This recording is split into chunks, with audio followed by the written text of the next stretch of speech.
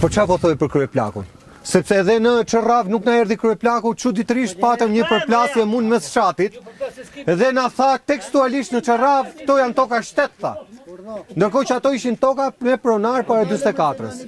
Kjo ishte përgjigjja e Çerravës. Ndaj zgjidhur kryeplaku të vindet edhe këta ta njoftonin, të vinte kryeplaku. A e keni njoftuar kryeplakun? Di në telefon nuk na hapi telefon fare.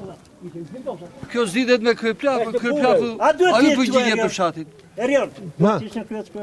Po mi ma, shkoj në një nga të rinjva. O çuna, shkoni njoftojni pa kryeplakun. Ma se na vjen. Po kështu të diskutohet kjo pa kryeplaku, diskutohet ja. Gjithsesi ky mesazh është për t'ia çuar kryeministrit. Çfarë do i thojë kryeministri po ta kishe këtu? Po çu ti the? Sepse vendimarrja është marrë në bashki.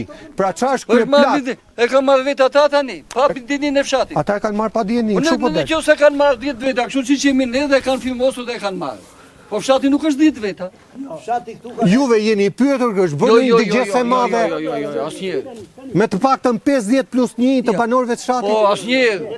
Pra nuk është bërë asnjëherë. Asnjëherë. Unë s'di unë se këtu jam, unë dyqan jam, nuk di ti Ja kjo është shitësi këtu, kjo i një tëra këtu. Pra nuk jeni dëgjuar për tokat e fshatit. Po asnjëherë. Kaq, e kam shumë qartë. Kam shumë qartë. Të nderuar miq, vetëm një publicitet shkurtër. Jam me banorët e fshatit Qinam. Ka shumë bakti këtu. Ka shumë pak toka për të kullotur, thon banorët, dhe ato pak toka po i marrin për panele diellore. Banorët kanë dalë protest. Ata thonë se nuk mundet do të vazhdohet më në këtë mënyrë, pasi pa bakti nuk ka fshat. Ka që thjesht është. Dhe gjithë mesazhin ja çojnë kryeministrit. Me një pas publicitetit.